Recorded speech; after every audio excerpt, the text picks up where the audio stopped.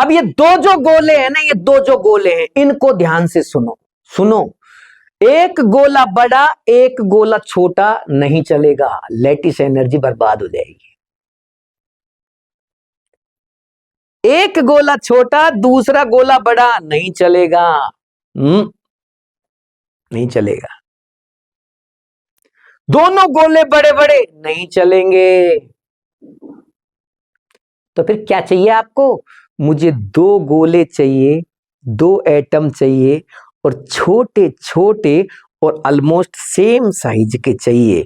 अगर ऐसा हुआ तो समझ जाओ मस्त वाला लैटिस बनेगा, लैटिस एनर्जी हाई होगी।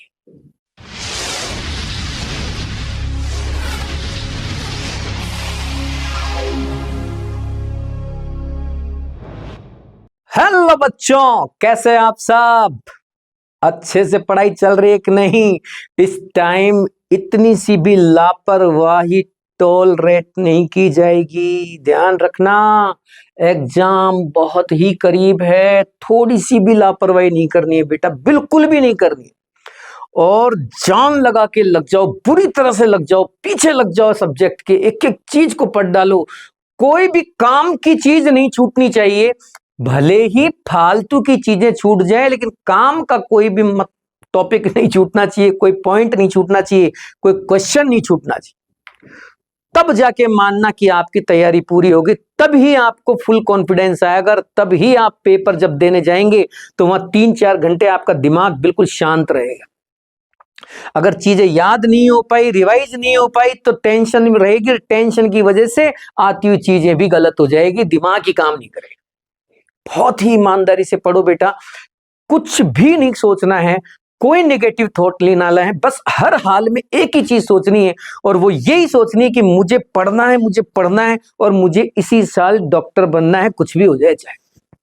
अब देखो एक बहुत शानदार चैप्टर केमिकल बॉन्डिंग, जिसकी प्रॉब्लम आप जानते हो ना, बहुत सारे बच्चे बड़े परेशान रहते हैं इस चैप्टर से कि सर ये केमिकल बॉन्डिंग में बड़ी दिक्कत आती है। और केमिकल बॉन्डिंग में भी सॉल्युबिलिटी वाला जो पॉइंट है ना, वो तो जान निकाल देता है बच्चों की, सर क्या करें, सॉल्युबिलिटी वाले में बड़ी दिक्कत आती है। मैं आपको बहुत शानदार ट्रिक दूंगा, बहुत ही शानदार। आज मैं आपके लिए 1 2 3 4 5 सवाल लेके आया हूं, इनमें से 2 क्वेश्चन मुझे लग रहा है भैया आएंगे, साफ बात है। इनमें से कोई भी 2 आए, लेकिन आएंगे। अब भाई साहब कौन से आएंगे, इतना अगर मुझे आता तो फिर तो मैं गॉड बन जाता भाई, भगवान बन जाता। हाँ, लेकिन आएंगे। आज की क्लास को मिस नहीं करना, एक एक चीज को देखना है। मैं आपको बहुत सारी चीजें बताने वाला हूं, टॉपिक भी समझाऊंगा, क्वेश्चन भी समझाऊंगा, और साथ में जो इंपॉर्टेंट चीजें हैं उनको भी, हाइलाइट्स को भी एक बार देखेंगे। बहुत ही जल्दी मैं आपको ये काम करवा दूंगा, देखते रहें, टेंशन ना लें। पहला सवाल, which of the following compound does not exist? शानदार सवाल है भैया, ऐसा सवाल पहले भी पूछा जा चुका है। कौन सा कंपाउंड एग्जिस्ट करता है और कौन सा नहीं करता है? ये से सवाल को करें कैसे, ये मेरे समझ नहीं आता। मतलब ठीक है, यहां तो चलो ये ऑप्शन है, कोई और ऑप्शन आ गए तो करते कैसे इन सवालों को? देखो इसका सीधा सा तरीका बताता हूं आपको। आपको ये चेक करना है कि वो कंपाउंड कौन सा है, वो मॉलिक्यूल कौन सा है। दूसरी चीज आपको यह देखनी है कि उस मॉलिक्यूल में सेंट्रल एटम कौन है, क्या वो पी ब्लॉक का है, क्या वो डी ब्लॉक का है, क्या वो एस ब्लॉक का है, सेंट्रल एटम कौन है। जैसे मैंने ये देखा, यहां तो सेंट्रल एटम पी है साहब, ठीक है। तीसरी चीज आपको यह देखनी है कि क्या उस सेंट्रल एटम में वेकेंट डी ऑर्बिटल्स हैं, क्या उस सेंट्रल एटम की वैलेंसी उतनी है जितनी इस मॉलिक्यूल में दिखाई जा रही है।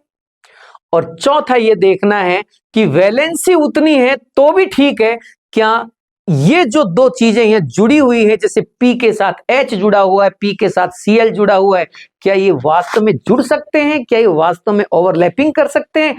ये 4 चीजें आप देखेंगे तब जाके आपका सवाल होगा। वापस सुन लीजिए, सबसे पहले कि मॉलिक्यूल कौन है और उसका सेंट्रल एटम कौन है, उसके अंदर वेकेंट डी ऑर्बिटल है या नहीं, मतलब उसकी वैलेंसी उतनी तो है ना जितने उसके ऊपर एटम लगे हुए हैं। और लास्ट चीज कि क्या जो एटम आपस में जुड़े हुए हैं, केमिकल बॉन्ड बनाए हुए हैं, उनके बीच बॉन्डिंग हो सकती है ओवरलैपिंग हो सकती है, ये चीजें आपको चेक करनी है। चलो सबसे पहले मैं देख रहा हूं pH5, ये भाई P है इसका सेंट्रल एटम। अरे भैया P की वैलेंसी 5 होती भी है कि नहीं है? 5 H लगा रखे हैं, 5 होती है कि नहीं है? तो हमने दिमाग लगाया यार, P का तो PCl5 देखा है मैंने खूब, PCl5 के बारे में तो हमने खूब पढ़ा, इसका मतलब इसकी वैलेंसी 5 तो होती है, तो कंफर्म है भाई, सीधी सी बात है। तभी तो इसके ऊपर 5 चीजें लग रही हैं। PCl5 कैसे एग्जिस्ट करता है? फिर PCl5 एग्जिस्ट करता है ये तो मुझे पता है, मतलब ये कंपाउंड तो एग्जिस्ट करता है, मैंने खूब सुना है, क्योंकि हर बच्चा जो केमिस्ट्री पढ़ रहा है उसको PCl5 का नाम तो एक बार जरूर सामने आता ही होगा जब वो पढ़ाई करता है।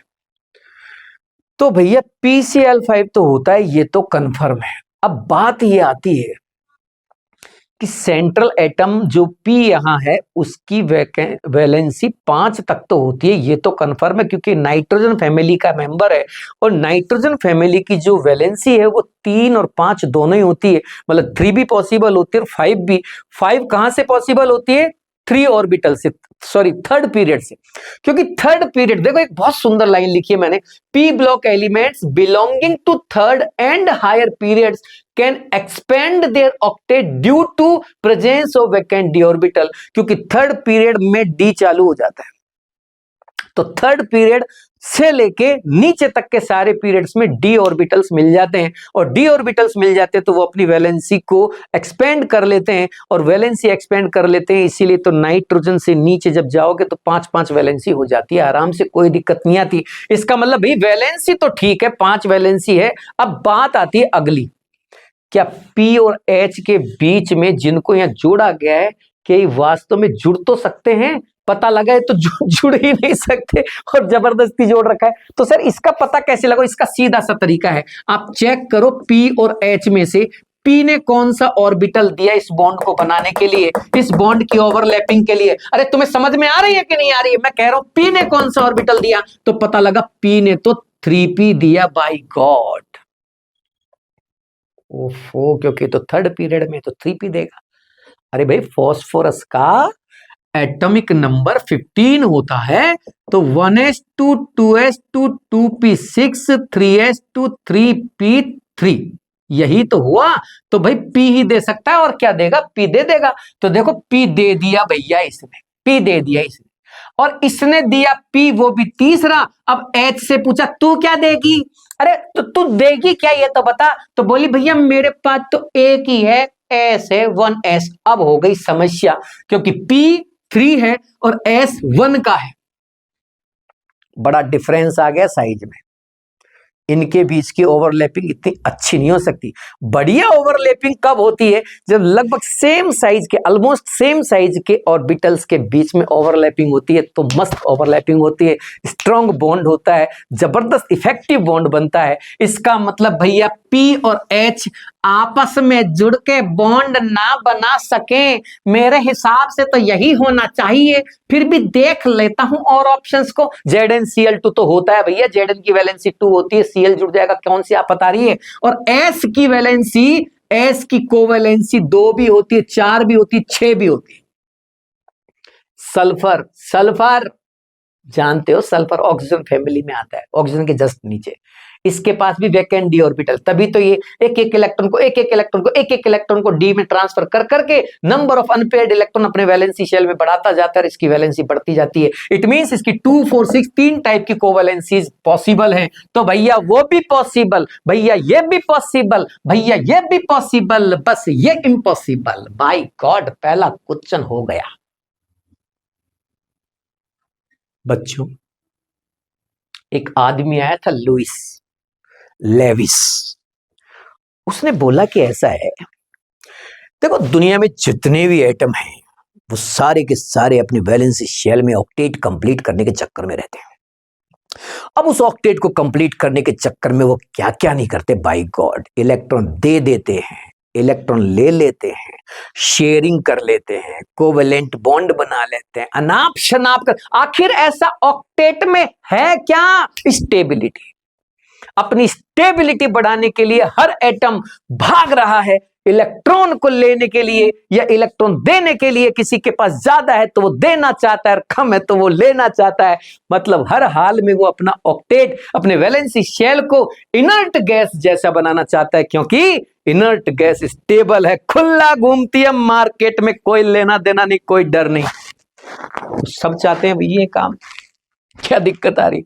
अब अगर एलिमेंट चाहते हैं ये चीज अपना ऑक्टेट कंप्लीट करना तो गलत क्या है? This is the octet rule of poly, वो लुईस, ये बात को ध्यान रखें। अब बात ये आती है, तो ये कहना चाहते हो कि मतलब किसी का अगर ऑक्टेट कंप्लीट नहीं है तो फिर वो नहीं रह पाएगा नेचर में? सही कहा, बिल्कुल। आपने कभी ऑक्सीजन को खुला घूमते देखा है नेचर में? देखा है? किसको देखा है भैया? ऑक्सीजन को। तू ढंग से देख, ओ नहीं देखी होगी, O2 देखी होगी, H नहीं देखी होगी, H2 देखी होगी, N नहीं देखी होगी, N2 देखी होगी। N अकेली बाजार में नहीं जाती, H अकेली नेचर में एग्जिस्ट नहीं कर सकती, क्योंकि ऑक्टेट कंप्लीट नहीं। बात तो साहब इसकी सही थी, गलत नहीं थी, लेकिन फिर भी ऐसे बहुत सारे एक्सेप्शन सामने आए जिनमें ऑक्टेट कंप्लीट नहीं था, फिर भी वो एग्जिस्ट कर रहे थे। काइंड ऑफ इंफॉर्मेशन, इससे सवाल पूछा जा चुका है। मैं आपको बता दूं कि आपको ये याद रखना पड़ेगा, ये सवाल आया है पहले भी, इसलिए इसके एग्जाम्पल याद रखने। कौन से? ऐसे एग्जाम्पल जिनमें लुईस, यानी कि जिनके अंदर ये लुईस का कॉन्सेप्ट काम में नहीं आता। मतलब जहां एक्सेप्शन लगता है लुईस का। अब वो ऑक्टेट से कम वाले भी हो सकते हैं, यानी इनकम्प्लीट ऑक्टेट वाले भी हो सकते हैं। तो वो ऐसे भी हो सकते हैं जिनमें ऑक्टेट एक्सपेंड कर गया हो, क्योंकि ये तो ये कह रहा है ना कि जिनके वैलेंसी शेल में 8 इलेक्ट्रॉन होंगे वही एग्जिस्ट करते हैं। तो इनके अलावा जो एग्जिस्ट कर रहे हैं वो तो सब एक्सेप्शन माने जाएंगे। तो मैंने कुछ एक्सेप्शन लिखे हैं, बहुत सारे हैं एक्सेप्शन तो, लेकिन मैंने कुछ लिखे, आप इन कुछ को याद कर लो बेटा, बहुत सारों को तो छोड़ो, ये कुछ को याद कर लो आप। इनमें से देखो ये पूछा जा चुका है, आप देख लो नीट में, अरे नीट में पूछा जा चुका है ये BCl2 वाला, देख लेना। मैं नहीं बताऊंगा कब पूछा, भी पिछले 2-3 सालों में पूछा जा चुका, देख लेना, आप खुद देखो, मैं क्यों बताऊं, खुद देखना, खुद देखो कि पूछा गया है। BCl2 पॉलीमर, ये स्ट्रक्चर, ये वाला जो मॉलिक्यूल पूछा जा चुका है। कमाल करते हो भाई गॉड।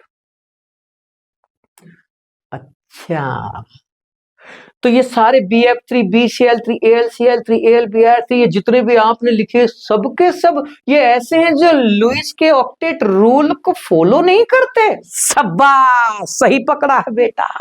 अब PCl, SF, ये सारे के सारे सब ऐसे हैं जिनका ऑक्टेट कंप्लीट नहीं है, या तो ऑक्टेट से कम है या फिर ऑक्टेट से ज्यादा। Oh my God. और ये सिर्फ PCl5, ये ऑक्टेट कंप्लीट करने के बाद इनको कहा जरूरत पड़ रही थी, ये दो CL और जोड़ डाली अपने ऊपर, 5-5 CL जोड़ रखी है, इसने 6-6 F जोड़ रखी, जरूरत क्या थी?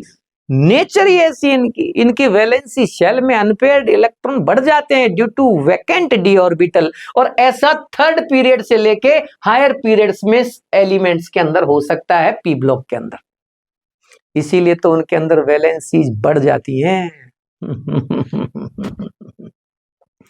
याद रख लोगे, बहुत एग्जाम्पल हैं, लेकिन मैंने कहा ना मैं बहुत कुछ नहीं पढ़ाऊंगा, बहुत कुछ पढ़ाऊंगा तो आप ही परेशान हो जाओगे। मैं बस वो लेके आऊंगा जो मैंने वायदा किया था, और मैंने वायदा किया था कि मैं आपके पास सिर्फ इंपॉर्टेंट क्वेश्चन लाऊंगा, सिर्फ इंपॉर्टेंट। मेरी एक क्लास से कम 1 या 2 सवाल जरूर मिलेंगे आपको, बहुत ज्यादा चांस हैं, बहुत इंपॉर्टेंट हैं, अच्छे से उन्हें देखें। मैं ये बिल्कुल भी नहीं कह रहा कि आप कोई और चीज ना पढ़ें, आपको सब पढ़ना है, मना नहीं है, लेकिन इन पे ज्यादा फोकस करना है, मैं ये कहना चाह रहा हूं।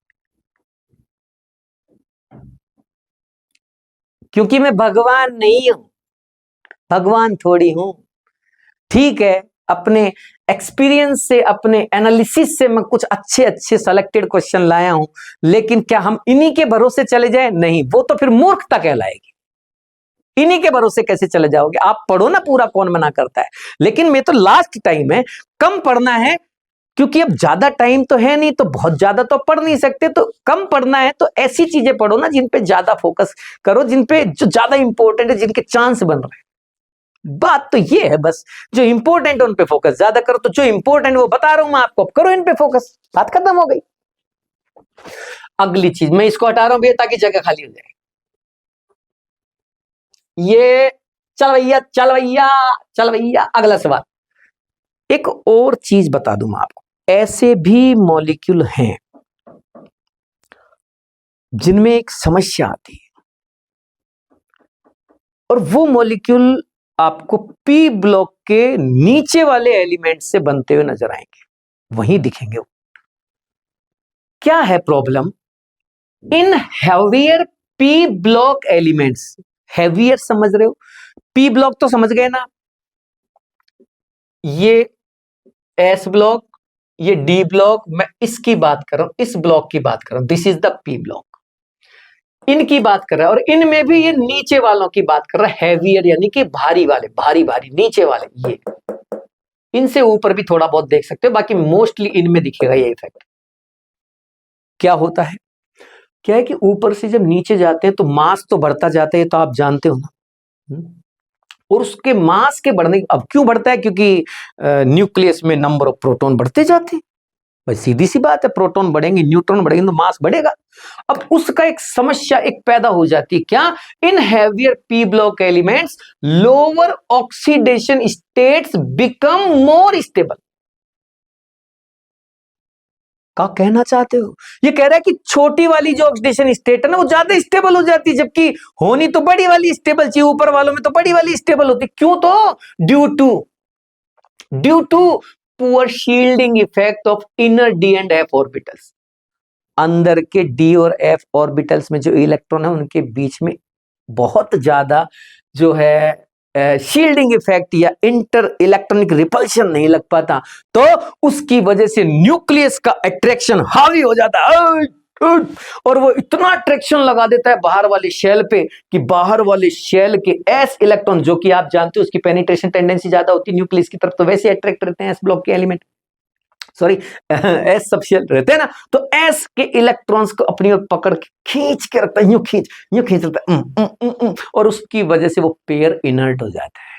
What inert? इनर्ट का मतलब वो किसी प्रोसेस में पार्टिसिपेट नहीं करता, वो इलेक्ट्रॉन दिए नहीं जा पाते, वो त्याग नहीं सकता, वो डोनेट नहीं कर सकता, और उसकी वैलेंसी में वो हिस्सा ही नहीं बनते, पार्टिसिपेट ही नहीं करते।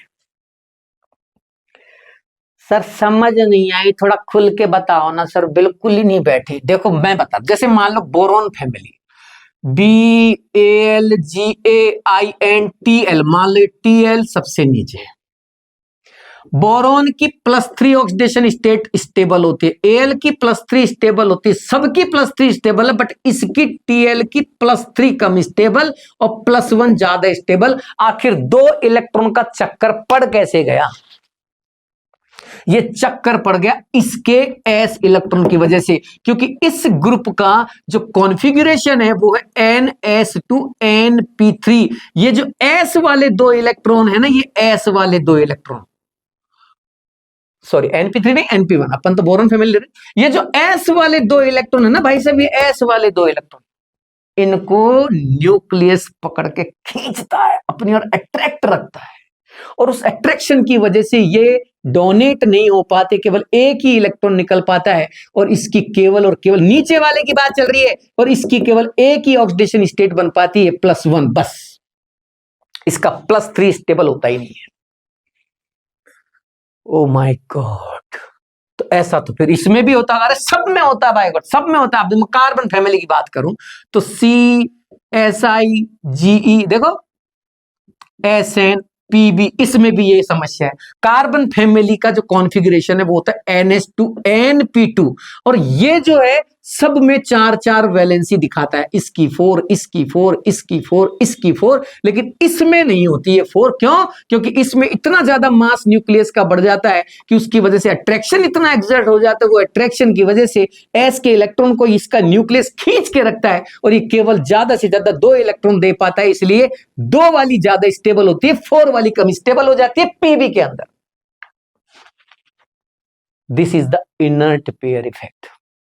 पेयर इनर्ट हो गया, तभी तो कह रहे इनर्ट पेयर इफेक्ट। कौन सा पेयर? एस में मौजूद, एस ऑर्बिटल में मौजूद दो इलेक्ट्रॉन का जो पेयर है वो इनर्ट हो जाता है। तो इसका मतलब ये हुआ कि सबसे नीचे वालों में सबसे ज्यादा इनर्ट पेयर इफेक्ट लगता है पी ब्लॉक में। ऊपर वालों में भी होता है लेकिन इतना इफेक्टिव नहीं होता जितने सबसे नीचे वालों में यानी हैवियर एलिमेंट्स के अंदर होता है। इसका इस्तेमाल भी सवालों में खूब किया जाता है बाय गॉड, जैसे इसमें कर लिया। Which of the following is correct stability order? बेटा, ओ बेटा, TiCl और TiCl3, TiCl ज्यादा स्टेबल, सॉरी TlCl ज्यादा स्टेबल, TlCl3 कम स्टेबल। और TlCl के ज्यादा स्टेबल होने का रीजन हम बता चुके हैं आपको, और वो है इनर्ट पेयर इफेक्ट। क्या AlCl5 AlCl3 से ज्यादा स्टेबल होता है? अब कहा बोल रहा है, कुछ भी बोल रहा है। AlCl5 कहां से ले आया भैया? गलत है ये तो। BCl तो नहीं भैया, BCl3 ज्यादा स्टेबल होता है क्योंकि बोरोन में तो +3 ज्यादा स्टेबल बनती है। ऐसे आपको 3-4 ऑप्शन मिलेंगे, उनमें से एक को टिक करना है जो सही है आपका। चलो भैया जगह खाली करो तुम पे, अगले सवाल पर लेके चलता हूं मैं आपको। इधर से भी मैं ये हटाता हूं ताकि अपनी बात बन जाए। बेटा अगला सवाल उठा ले, सब तैयार हैं? बेटा पप्पू जी सर, अगला सवाल देख। Which of the following is correct order for ionic nature? By god, ये कैसे करना है? हर चीज में ये बोला ये कैसे करना है, ये कैसे करना है। मैं करा रहा हूं, सुनना भैया। एक बात बताओ, आयनिक बॉन्ड होता क्या है पहले तो ये बताओ। सर एक कैटायन और एक एनायन दोनों अट्रैक्ट होते हैं तो उनके बीच में जो अट्रैक्शन फोर्स लगता है वही बॉन्ड होता है। वैसे तो आयनिक बॉन्ड को हम किसी साइन से रिप्रेजेंट नहीं करते। शाबाश शाबाश बेटा शाबाश। तुझे पता है आयनिक कंपाउंड अच्छा कब बनता है? सर आप जो एक अच्छा तो कैटायन ले आओ और अच्छा एनायन ले आओ। बेटा ये अच्छा कैटायन अच्छा एनायन क्या चीज होती है? बस यहीं से कहानी शुरू होती है। मुझे अच्छा कैटायन चाहिए, अच्छा एनायन चाहिए अगर मुझे अच्छा आयनिक कंपाउंड बनाना है तो। Favourable conditions for ionic bond formation, बहुत कंडीशंस है, मैं उनकी बात करूंगा जो अब के लिए इंपॉर्टेंट है।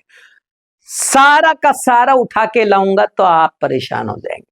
पहला कंडीशन जो आपको याद रखनी है वो सुन लो। कैटायन बड़ा ले लो, बड़ा ले लो, यस कैटायन बड़ा ले लो। बड़ा कैटायन लेने में कहां जाऊं? पीरियोडिक टेबल में जा, लेफ्ट साइड में नीचे नीचे तेरे को बड़े बड़े कैटायन मिलेंगे। पीरियोडिक टेबल में लेफ्ट साइड में नीचे। अरे हाँ सही पकड़े हैं गुरुजी, बिल्कुल बात तो सही पकड़े हैं, कैटायन बड़े मिल जाएंगे। दूसरा एनायन छोटा ला। ई कहां मिलेंगे गुरुजी? राइट साइड में पीरियोडिक टेबल में ऊपर की तरफ जा, तुझे छोटे एनायन मिल जाएंगे। राइट साइड ऊपर की तरफ, क्योंकि ऊपर से नीचे जाने पर तो साइज बढ़ती है। गुरुजी आप होशियार तो बहुत है, इसका मतलब आगे देख बेटा आगे देख। आईपी छोटा होना चाहिए, क्योंकि आईपी कम होगा तो तुरंत इलेक्ट्रॉन देके कैटायन बन जाएगा। अब भैया आईपी ज्यादा हुआ तो कैटायन बनना बड़ा मुश्किल हो जाएगा। ईए ज्यादा होना चाहिए, ईए एनायन के लिए होता है। ईए मतलब जितना छोटा होगा इलेक्ट्रॉन उतनी तेजी से टकराएगा, उतना ही अच्छा ईए होगा। इसका मतलब यह हुआ कि जिसको आप कैटायन बनाना चाहते हैं उसका तो आईपी कम होना चाहिए, और जिसको आप एनायन बनाना चाहते हैं उसका ईए ज्यादा होना चाहिए। बात समझ में आ रही है क्या? आईपी कम होगा तो कैटायन जल्दी और सुंदर बनेगा, और भाई सीधी सी बात है, अगर बड़ा साइज का कैटायन उठा रहे हो, बड़ा साइज का एटम उठा रहे हो, तो साइज बढ़ने के साथ आईपी वैसे भी घट जाती है। तो सही बैठ रहा है कॉन्सेप्ट। और एनायन बड़ा होगा तो गड़बड़ हो जाएगी। एनायन छोटा लेना, कैटायन बड़ा लेना, तब जाके सुंदर वाला, मस्त वाला, स्ट्रांग वाला आयनिक बॉन्ड बनेगा। आगे चार्ज कम लेना।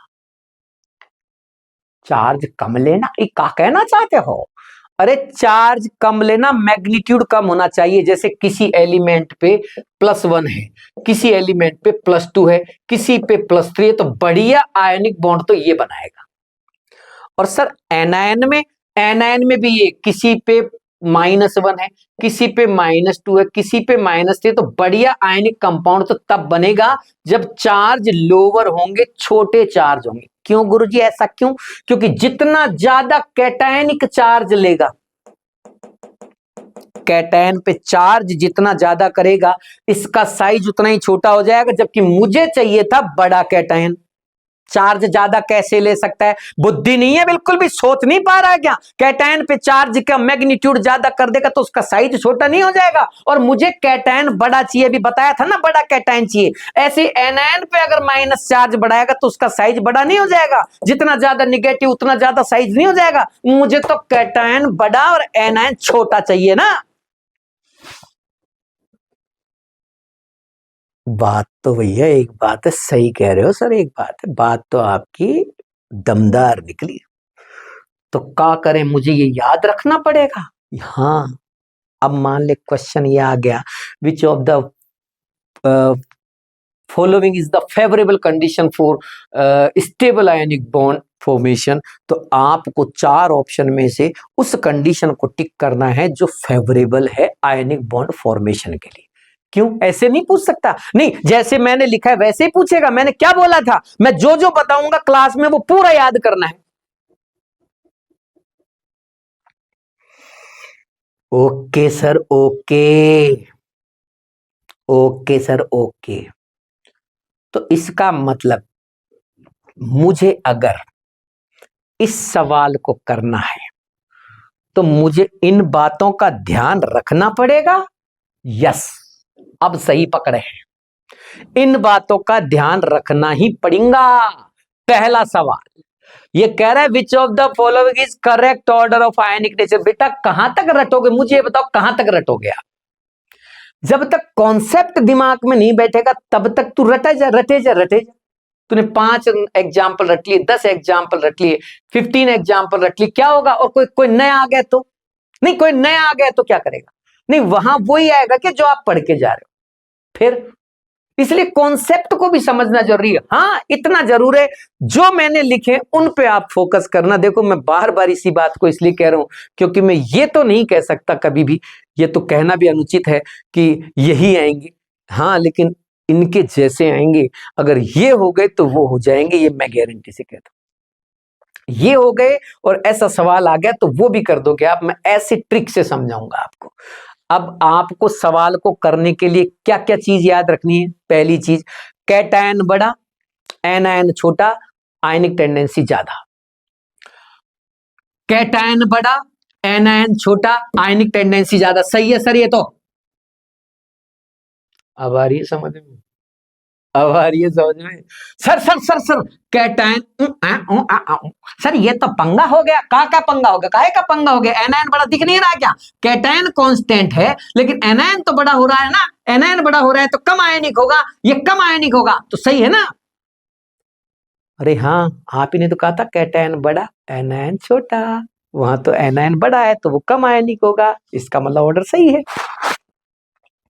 अब यहां क्या करोगे सर? यहां क्या करोगे? क्या क्या करेगा? क्या प्रॉब्लम क्या है? क्या प्रॉब्लम क्या है? दो रीजन बताए थे ना मैंने।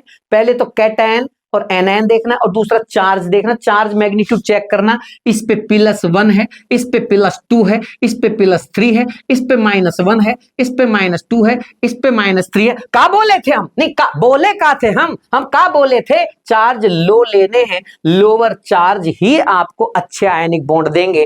तो ये सही तो है, का गलत का कह रहा बेचारा? तुम्हें अब भी समझ नहीं आता है? अरे तुम्हें समझ में तुम्हें समझ में आ रहा है कि नहीं आ रहा मैं जो समझा रहा? मैं तुम्हें क्वेश्चन नहीं, मैं क्वेश्चन करने का तरीका सिखा। क्वेश्चन तो भरे पड़े तुम्हारी किताबों में, देखो इतने इतने क्वेश्चन, क्या क्या कर लिया उनसे, क्या उखाड़ लेते हैं उनसे अपन? कुछ नहीं। उसके बाद भी करके गलत गलत करके आते हैं ना, क्योंकि पता ही नहीं है करना कैसे है। तो बस अपने अपने नोट्स के क्वेश्चन कर लिए, 150-200 क्वेश्चन कर लिए और राजी हो गए कि बस हो गया मेरा काम। तो क्या लगता है तुम्हें आप ही करते हो? वो तो सारे बच्चे कर रहे हैं, सब बच्चे आप देख रहे हैं, सारे बच्चे वो सवाल करते हैं जो आप करते हो।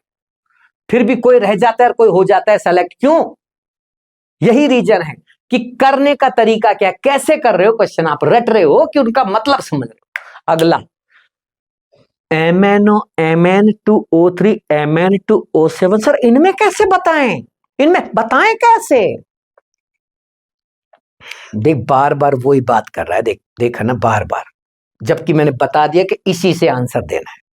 और समझाने के लिए 4-5 एग्जाम्पल भी देता हूं मैं इसी चक्कर में कि क्वेश्चन भी हो जाए, 4-5-5-7 एग्जाम्पल भी डाल देता हूं। कहीं किसी भी क्वेश्चन में आपने 5 ऑप्शन देखे नीट के पेपर में 5 ऑप्शन आते हैं क्या? देख अपने यहां आते हैं, अपने यहां 5 आते हैं, देख पहला, दूसरा, तीसरा, चौथा, पांचवा, 5वां ऑप्शन है। क्यों? सिर्फ आप तक ज्यादा चीजें आपको एक्सप्लेन करने के लिए भी, समझो कि क्या क्या कॉन्सेप्ट लग सकता है। Mn+2 है ये, देख ले Mn+2 है ये Mn+3 है, देख लो, निकाल ले ऑक्सीडेशन नंबर, और ये Mn+7 है। बताया था ना, चार्ज मैग्नीट्यूड ज्यादा होगा तो आयनिक नेचर कम हो जाएगा। इससे तो फिर तो गुरुजी चारों ही सही हो गए। हाँ चारों सही हो गए, 5वां आंसर है। समझ में आ रहा है? अगर कोई आयनिक नेचर से क्वेश्चन आया, मुझे लगता है कि ऐसा ही है। समझ गए?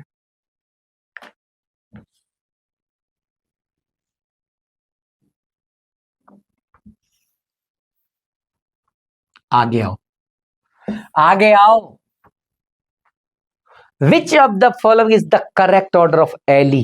हे भगवान, एली तो बहुत गंदा कॉन्सेप्ट है सर, ये तो मुझसे कभी नहीं होता। रहने दो आप इसको, तो ऐसे हार नहीं माननी बेटा पप्पू, ऐसे थोड़ी हार मानेंगे। मैं सिखाऊंगा ना तुझे एली कैसे निकाल। देख सिखाता हूं तुझे एली। ये चल भाई आप ऊपर जाओ, अब गुरुजी को हाथ खाली कर दे। चलो भैया एली सुनो आप। देखो पहले तो ट्रिक दूंगा आपको। देखो एली को समझने के कई तरीके हैं, सब अलग अलग तरीके से समझाते, सब बढ़िया समझाते, कोई बुरा नहीं समझाता। कोई समझा रहा है, टीचर है तो अच्छा ही समझाएगा, कोई भी अपना बेस्ट ही देना चाहता है, कोई भी बुरा क्यों समझाएगा। मैं एक तरीका आपको बताता हूं। लेटिस एनर्जी का मतलब क्या है? सर किसी लेटिस को, किसी क्रिस्टल को तोड़ने के लिए जितनी एनर्जी दी जाती है, शाबाश, या फिर किसी क्रिस्टल को बनने पर जितनी एनर्जी निकलती है, आप दोनों ही तरीके से लेटिस एनर्जी को डिफाइन कर सकते हैं। मानते हो ना? एंगल दोनों ही ठीक है, जितने से वो टूटेगा उतनी ही बनते टाइम निकली भी होगी ना हीट, तो आप उसको मान लो चाहे उसको मान लो। देखो बेटा लेटिस एनर्जी का एक सीधा सा फंडा है। लेटिस एनर्जी लेटिस की एनर्जी होती है, और लेटिस आयनिक क्रिस्टल होता है। आयनिक क्रिस्टल आयंस से बना होता है, उसमें एक कैटायन हो सकता है, एक एनायन होता है, यही तो होती है ना सारी चीजें, सब बात। अब चूंकि हम आयनिक कंपाउंड की बात कर रहे हैं इसलिए हम इन्हीं की बात करेंगे। अब मैं आपसे जानना चाहता हूं, अगर मान लो 2 एटम एक दूसरे से जुड़ते हैं अट्रैक्शन फोर्स से, तो आयनिक बॉन्ड बन जाता है। अब इन दोनों एटम को गोला माना जाता है, तो मानते हो ना आप, गोला, स्फेयर माना जाता है। तो 2 गोले एक दूसरे के पास आते हैं, तो न्यूक्लियस के बीच में जो बॉन्ड लेंथ होती है, वो जो अट्रैक्शन होता है उसकी वजह से वो एक दूसरे के करीब इकट्ठे हो जाते हैं, आके खड़े हो जाते हैं और उतनी एनर्जी पे रहते हैं। क्योंकि उससे ज्यादा और उससे कम दोनों ही कंडीशन उनके लिए खराब होती है। तो वो मिनिमम जो डिस्टेंस होती है उसी को हम बॉन्ड लेंथ कह देते हैं, उसी को आयनिक बॉन्ड कहते हैं। हालांकि आयंस के बीच में बॉन्ड कोई लगाया नहीं जाता, वो साइन लेस होता है। अब ये दो जो गोले हैं ना, ये दो जो गोले हैं, इनको ध्यान से सुनो सुनो। एक गोला बड़ा एक गोला छोटा नहीं चलेगा, लैटिस एनर्जी बर्बाद हो जाएगी। एक गोला छोटा दूसरा गोला बड़ा नहीं चलेगा, नहीं चलेगा। दोनों गोले बड़े बड़े नहीं चलेंगे। तो फिर क्या चाहिए आपको? मुझे दो गोले चाहिए, दो एटम चाहिए, और छोटे छोटे और ऑलमोस्ट सेम साइज के चाहिए। अगर ऐसा हुआ तो समझ जाओ मस्त वाला लैटिस बनेगा, लैटिस एनर्जी हाई होगी। सर ये क्या ऐसे कर करके समझा दिया, हमारे तो कुछ बैठा ही नहीं। वापस आओ, वापस आओ, वापस आओ इथे। दो गोले, दो एटम एक दूसरे के पास, एक बड़ा दूसरा छोटा, एक बड़ा दूसरा छोटा, एक बड़ा दूसरा छोटा, छोटे से बड़ा और बड़े से छोटा, छोटे से बड़ा और बड़े से छोटा। ऐसे जोड़ोगे ना आप क्रिस्टल के अंदर, लैटिस के अंदर। अब जब आप इनको जोड़ोगे तो देखो इनके बीच में कितना जबरदस्त खाली स्पेस रह जाएगा, वॉइड रह जाएंगे, और ये वॉइड इसकी क्लोज पैकिंग नहीं होने देंगे, इसका अच्छा लैटिस नहीं बनने देंगे, इसलिए इसकी लैटिस एनर्जी कम रहेगी। Oh my God. और दोनों बड़े बड़े ले लो तो एक गोला बड़ा दूसरा भी बड़ा, पहला भी बड़ा दूसरा भी बड़ा, बड़े के नीचे बड़ा, बड़े के नीचे। अब आप देखो जितने बड़े गोले लोगे वॉइड भी उतने ही बड़े बनेंगे, ये भी अच्छा नहीं, बेकार। तो क्या चाहिए तुझको? छोटे छोटे लगभग सेम साइज के गोले चाहिए,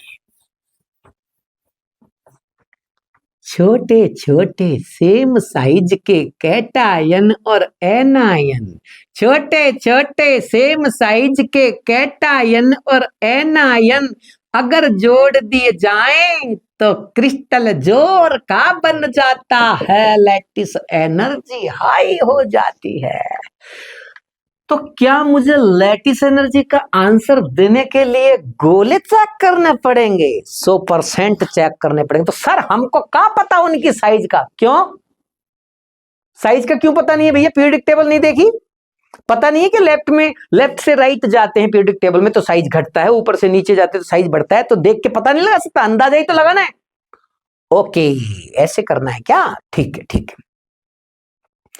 तो भैया अब मैं समझा चुका हूं कि तुम्हें लैटिस एनर्जी के लिए क्या देखना है, गोले देखने। अगर बराबर बराबर साइज के गोले हैं तो लैटिस एनर्जी ज्यादा, और अगर साइज डिफरेंस बढ़ता जा रहा है तो लैटिस एनर्जी कम। बात क्लियर हो गई? एक ये लैटिस एनर्जी का फॉर्मूला लिखा है मैंने बोर्न-हेबर साइकिल का। एक बार है ना इस पे न्यूमेरिकल आया था, इसलिए मैंने लिख दिया। बोर्न-हेबर साइकिल देखो आपसे कोई बनवाएगा तो है नहीं, आप जानते। जैसे मान लो मुझे NaCl बनाना है तो Na सॉलिड, Cl2 गैस। सबसे पहले तो इसको आप सब्लिमेशन एनर्जी दो, आयन में कन्वर्ट हो जाएगा, गैसियस हो जाएगा, है ना। मतलब पहले गैसियस में कन्वर्ट करो, फिर एक Ip दो, Ip दोगे तो फिर इसको Na+ बन जाएगा ये। ऐसे इसको BDE दो, BDE दोगे तो 2 Cl बन जाएंगे। अब मुझे केवल एक ही Cl चाहिए, एक ही Na है ना मेरे पास, तो आधी BDA दे दो। ऐसे में इसको Cl- में कन्वर्ट कर लूंगा, फिर इनको जोड़ दूंगा और ये लैटिस बना दूंगा। ये एक बोर्न-हेबर साइकिल है, इसकी कोई जरूरत नहीं है। आपको ध्यान रखना है कि अगर किसी लैटिस को बना रहे, सपोज दैट NaCl को बना रहे हैं, तो ऐसी sublimation energy, IE ionization energy, और BDE का आधा यानी DE का आधा डिसोसिएशन एनर्जी का आधा ले लिया। ये तो हो गई एंडोथर्मिक एनर्जी, सारी की सारी निकलेगी। ये तो मतलब देनी पड़ेगी आपको, देनी पड़ेगी। ये दे रहे हो ना, जैसे ये दे रहे हो, देनी पड़ेगी।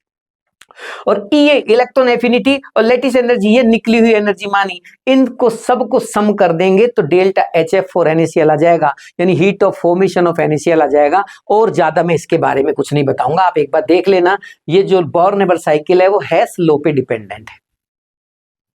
चलो आगे बढ़ो। लेटिस एनर्जी को अफेक्ट करने वाले फैक्टर, इसी की बात चल रही थी, हम इसी पे वापस आ गए। ये हटाओ,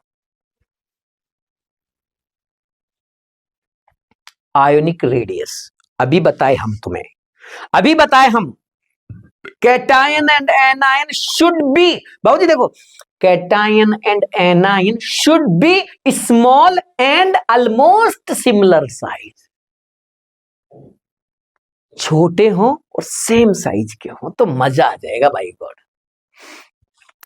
ऐसा क्यों सर? ऐसा इसलिए मेरा बेटा, क्योंकि लेटिस एनर्जी कैटायनिक और एनायनिक रेडियस के इनवर्सली प्रोपोर्शनल होती है। ये कोई हवा में नहीं आ रही है बातें, कॉन्सेप्ट है बिटवा, कॉन्सेप्ट है। उसको समझाने के लिए मैंने अभी गोले बताए थे ना। मतलब पैकिंग अच्छी नहीं होगी अगर बड़े और छोटे साइज के गोले ले लिए तो आपने, एक बड़ा एक छोटा, एक बड़ा एक छोटा बेकार, दो बड़े बड़े बड़े बड़े तो भी बेकार, छोटे छोटे छोटे छोटे गोले, तब लेटिस एनर्जी ज्यादा आएगी। छोटे साइज तो लेटिस एनर्जी ज्यादा। अब अगला कॉन्सेप्ट, दूसरा concept, ions have greater charge, ion के ऊपर चार्ज ज्यादा हुआ तो भी लेटिस एनर्जी अच्छी बनेगी। कैटायन पे जितना चार्ज होगा, एनायन पे जितना चार्ज होगा, उतने गुस्से में रहेंगे, उतनी तेजी से जुड़ेंगे, उतनी तेजी से जुड़ेंगे तो उतना ही स्ट्रॉन्ग बॉन्ड बनाएंगे। सीधी सी बात है, अरे सीधी सी बात है। किसी कैटायन पे जितना ज्यादा चार्ज होगा, एनायन पे जितना ज्यादा चार्ज होगा, मतलब जितना ज्यादा इनके चार्ज का प्रोडक्ट होगा उतनी ज्यादा लेटिस एनर्जी होगी। बस ये दो कॉन्सेप्ट याद रखो, तुम्हारा लेटिस एनर्जी का सवाल ना हो जाए तो बता दो। आ जाओ आ जाओ, इधर आ जाओ, इधर आ जाओ। सर समझ नहीं बैठा तो फिर मैं दूसरी चीज बता दूं क्या तुमको? ऊपर से नीचे जाने पर जनरली ऐसा देखने को मिलेगा कि लेटिस एनर्जी घटेगी ही। एल है, अब तो कर लेगा, this is the super strong trick. ऊपर से नीचे जाने पर लेटिस एनर्जी कम होती है, अब तो कर लेना। सारी चीज ही बता दी अब तो मैंने। LIF NAF KF RBF, sir ये हो क्या रहा है बेटा? ऊपर से नीचे जा रहा है ना, लेटिस एनर्जी घट गई। सुपर स्ट्रॉन्ग ट्रिक काम में आ गई। ऊपर से नीचे जाने पर लेटिस एनर्जी घटती है। BEMGCA, लेटिस एनर्जी घट रही है। LI अब क्या हो रहा है बेटा? FClBrI, ऊपर से नीचे जाने पर लेटिस एनर्जी घटती है। FON, अब तो ऊपर से नीचे नहीं जा रहे तो फिर चार्ज देख लेना, राजी होने की क्या जरूरत है? NAF +1 -1 +2 -2 +3 -3, बताया था ना बेटा, अभी तो बताया था कि lattice energy proportional to cationic and anionic charge product. इससे कर दे, इसीलिए आंसर ये आया है, ALN की ज्यादा हो गई। NaFClBrI, ये लो, ये भी सही, ये भी सही, ये भी सही, ये भी सही, ये भी सही, और बाबूजी ऑल ऑफ दीज सही। Sir 6 option, 6 options are in question. 6 थोड़ी आते हैं, मैं तुम्हें ऑप्शन नहीं सिखा रहा, मुझे तुम्हें एग्जाम्पल बताने थे, इसलिए मैंने 6 ऑप्शन लिखे। वहां तो 4 ही आएंगे, घबराओ मत, ठीक है? ये तो मैंने लिख दिए। सर वो इनको वो गोले वाला से समझाना, गोले से, आपने गोले से समझाया था ना, चलो गोले से समझाता हूं, गोले से समझ। LIF NAF KF RBF CSF, F का गोला छोटा, अरे F का गोला छोटा, अरे F का गोला छोटा, LI का गोला छोटा, NA का गोला मोटा, और K का और मोटा, RB का और मोटा, CS का और मोटा। बोला था ना, गोलों की साइज बढ़ाना मत, बोला था ना। अब ये बड़ा छोटा बड़ा छोटा बड़ा छोटा हो गए, इसीलिए सबसे ज्यादा लेटिस एनर्जी इसकी रही। साइज में डिफरेंस आएगा तो लेटिस एनर्जी घटेगी। आ रही है क्या पप्पू भैया समझ में? चलो बेटा आगे, ठीक है। Question complete. और अब आ रहा है वो सवाल जिस पे कोई कॉन्सेप्ट, कोई ट्रिक काम नहीं करती। ये सवाल ऐसा सवाल है जिससे बच्चों के झाग आ जाते हैं। सॉल्युबिलिटी का सवाल, देखो मैं इसे भी समझाने की कोशिश करूंगा। वैसे तो जनरली इसे रट लेते हैं लोग, बच्चे रट लेते हैं। मैंने देखो यहाँ वो सारे एग्जाम्पल लिखे हैं क्योंकि सवाल तो आएगा, देखो सवाल तो आएगा इसमें से। अब समस्या ये है कि सर दुनिया भर के सॉल्ट है, एक दो सॉल्ट थोड़ी, हजारों सॉल्ट है, कौन सा आएगा? ये तो बड़ा बात है। इसलिए मैंने कुछ सेलेक्टिव सॉल्ट आपके सामने रखे हैं। मुझे यकीन है इनमें से आना चाहिए। आगे आपकी इच्छा है, आप जितना एक्स्ट्रा कर सकते हैं करिए, बस इनको देख लेना पहले। इनको देख के फिर आप कुछ भी करिए, कोई मना नहीं, इट्स ओके। देखो सवाल क्या कह रहा है।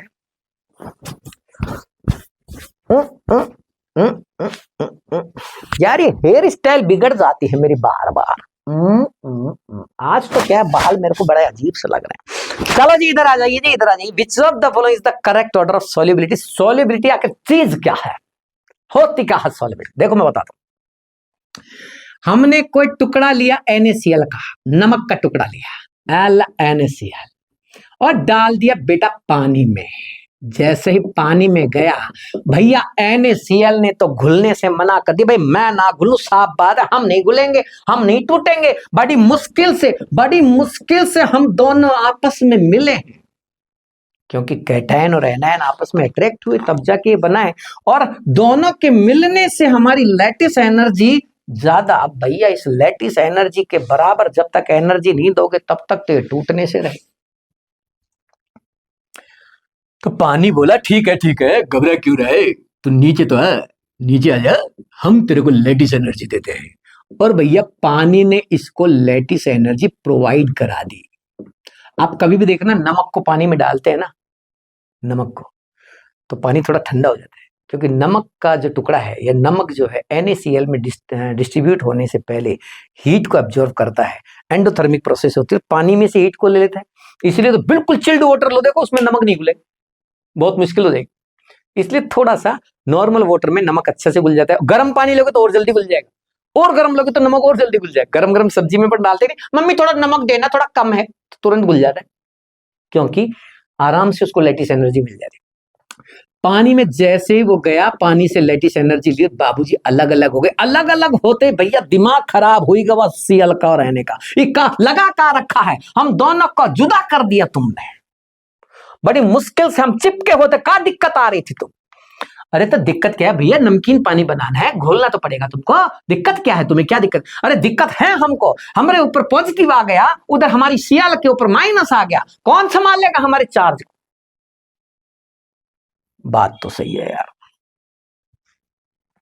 बात तो सही है यार, सही है। बिना बात, एक तो वो पहले तो न्यूट्रल थे, बिना बात तुम्हारे चक्कर में आयनाइज हो गए हैं, आपने उनको तोड़ डाला, ये तो गलत बात है। पानी बोला टेंशन नहीं लेने का, अपन अपन एक नहीं हजारों लाखों मॉलिक्यूल्स हैं यहाँ पे, टेंशन नहीं लेने का। टेंशन कैसे नहीं ले, नहीं टेंशन ले कैसे नहीं, हमारे चार्ज को कम कौन करेगा? पानी वाला हम करेंगे।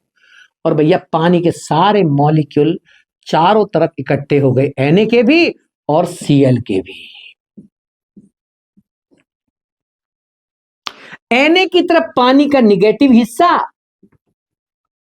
और Cl की तरफ पानी का पॉजिटिव हिस्सा, क्योंकि पानी भी तो एक डाइपोल है ना, प्लस और माइनस, H और OH। अब इन्होंने क्या किया, इन सारे नेगेटिव चार्ज ने इसके पॉजिटिव चार्ज को ओवरकम किया, इसको शांत किया। घबराए मत, अभी चिंता मत कर, तेरा चार्ज हम कम करते हैं। ये जो प्रोसेस हो रही है ना, इस प्रोसेस को कहते हैं डाइलेक्ट्रिक प्रोसेस। पानी में बहुत ज्यादा होती है डाइलेक्ट्रिक प्रोसेस, और डाइलेक्ट्रिक प्रोसेस को ही डाइलेक्ट्रिक कांस्टेंट से रिप्रेजेंट किया जाता है। डाइलेक्ट्रिक कांस्टेंट एप्सिलॉन होता है, ये वैल्यू जिसकी ज्यादा होती है वो अच्छा सॉल्वेंट माना जाता है, इसीलिए पानी को अच्छा सॉल्वेंट मानते हैं। पानी का एप्सिलॉन बहुत ज्यादा होता है। अभी कहानी खत्म नहीं हुई। जब ये सब मिलके इसका चार्ज ओवरकम कर रहे थे और ये सब मिलके इसका चार्ज ओवरकम कर रहे थे, तो इनकी रगड़ से, इनके इंटरेक्शन से एनर्जी निकली है इसको कहते हैं hydration energy. This is hydration energy. ये है He और इनको तोड़ने में जो एनर्जी निकली है दी वो थी Li। ओ माय गॉड भैया, ये अगर आराम से नहीं टूटे तो भी नहीं घुलेंगे और ये आराम से नहीं निकली तो भी नहीं घुलेंगे। बस यहीं से रायता फैलना शुरू हो जाता है। सॉल्युबिलिटी दो दो चीजों पे डिपेंड हो जाती है, एक Li और एक He। जितनी ज्यादा Li होगी घुलना उतना ही मुश्किल हो जाएगा। तो Li तो हो गई सॉल्युबिलिटी के इनवर्सली प्रोपोर्शनल, और जितनी ज्यादा मालिश होगी, जितने ज्यादा ये सारे H2O मॉलिक्यूल्स Na का जो चार्ज है उसको ओवरकम करेंगे, यानी जितनी ज्यादा हाइड्रेशन एनर्जी निकलेगी उतना ही मजा आएगा सॉल्युबिलिटी में। तो He के प्रोपोर्शनल होती है सॉल्युबिलिटी। सारी कहानी यहीं से बिगड़ी है, पूरी की पूरी कहानी यहीं से बिगड़ी है। मतलब सारा फैक्ट्री का माल ही खराब था, इसीलिए क्वेश्चन नहीं होते हमसे, क्योंकि सॉल्युबिलिटी अकेली लैटिस एनर्जी पे नहीं, हाइड्रेशन एनर्जी पे भी डिपेंड करती है और साथ में आयोनिक नेचर पे भी डिपेंड करती है। इसका मतलब ऊपर से नीचे जाने पर, लेफ्ट टू राइट जाने पर सॉल्युबिलिटी का आंसर सही इसलिए नहीं बैठ पाता क्योंकि कभी वो He से आंसर आ जाता है, कभी Li से आ जाता है, कभी आयनिक नेचर से आ जाता है। ज्यादातर तो मोस्ट इंपोर्टेंट तो ये दो ही फैक्टर है। हे भगवान, तो दिक्कत क्या है सर? दे देंगे आंसर He से Li से तो देना है, दिक्कत क्या है? दिक्कत है बिटुआ, दिक्कत है। क्या दिक्कत है? ऊपर से नीचे जाने पर पीरियडिक टेबल के अंदर ऊपर से नीचे जाने पर Li घटती है, ये प्रॉब्लम है। नहीं बेटा सुन, अभी आ रही है प्रॉब्लम। ऊपर से नीचे जाने पर भी He भी घटती है, ये प्रॉब्लम है। अरे सुन तो लिया कर, Li सॉल्युबिलिटी के इनवर्सली प्रोपोर्शनल है और He प्रोपोर्शनल है, ये प्रॉब्लम है, ये प्रॉब्लम है। ओ माय गॉड, मतलब ऊपर से नीचे जाते हैं किसी सॉल्ट के ग्रुप में। आप देखो सॉल्ट जब आएंगे आपके सामने, जैसे ये आ गया LiF NaF KF RBF, तो जा रहे हो ना Li Na K RB, बदल रहे हो ना आप, ऊपर से नीचे जा रहे हो। कोई सा देख लो LiOH NaOH KOH, आप जा रहे हो ना ऊपर से नीचे। अब समस्या ये आती है कि Li तो कहती है मैं दूंगी आंसर, मैं दूंगी आंसर, और वो कहती है कि सॉल्युबिलिटी मेरे से उल्टी कर दो। और He कहती है मैं दूंगी आंसर, मेरा भी तो फर्क पड़ता है सॉल्युबिलिटी में, मैं दूंगी आंसर। और ये कहती है कि सॉल्युबिलिटी मेरे हिसाब से प्रोपोर्शनल कर दो। अब एक समस्या है क्या, इसकी माने कि इसकी माने, मतलब इसकी सुनो किसकी सुनो, किसकी सुनो, सुनो किसकी? बात तो भैया बड़ी गंभीर है, हमने तो कभी इतना सोचा नहीं था इसके बारे में। बात तो बड़ी गंभीर चल रही है, सुने किसकी? तो भाई साहब ऐसा है, हम आपको दे रहे हैं छोटी सी ट्रिक दे रहे, ट्रिक का इस्तेमाल करना, आंसर लाना। अजी कई जगह तो वो ट्रिक भी फेल हो जाएगी, वो भी मैं बता दूंगा, उनको भी याद कर लेना। देखो ट्रिक तो ट्रिक ही होती है, वैसे मेन चीज तो कॉन्सेप्ट ही होती है। Cation and anion should be small and almost similar size, ये मैंने बता दिया। आयंस हैव ग्रेटर चार्ज, ये मैंने बता दिया। तो इन दोनों को तो खत्म करो यहां से, ताकि जगह खाली हो और सही सामान दिखना शुरू हो जाए, सही चीज हमें नजर आने लग जाए, ताकि हम आगे की तरफ बढ़े बेटा। ओ बेटा, अब आगे की बात, इसको देखना, इसको देखना। ये भी मैं बता चुका हूं, कोई सॉल्ट हमने लिया, उसको पानी में डाला, एक्वस हो गया, आयन में कन्वर्ट हो गया, आयन पानी के एक्सेस में एक्वस हो गए। This is the process of solubility. Depending factors कौन से हैं?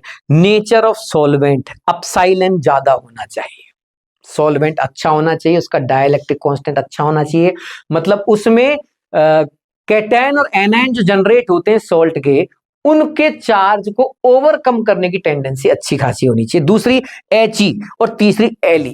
मैंने तीनों चीजें बता दी है, He क्या है, Li क्या है, डाइलेक्ट्रिक कांस्टेंट क्या है। He का इफेक्ट तो ऐसे पड़ता है, जितनी ज्यादा कैटायन की साइज होगी उतना ही He कम हो जाएगा।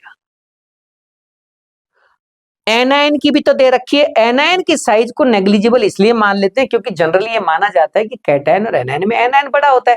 अब बड़ी वाली संख्या नीचे, बड़ा वाला नंबर नीचे है, देखो आप नीचे बड़ा नंबर, फिर उसका भी स्क्वायर कर रहे हो आप तो और बड़ा हो गया, और बड़े नंबर से आप एक को डिवाइड करोगे तो वैल्यू बहुत कम आएगी, नेग्लिजिबल आएगी। क्या आएगा?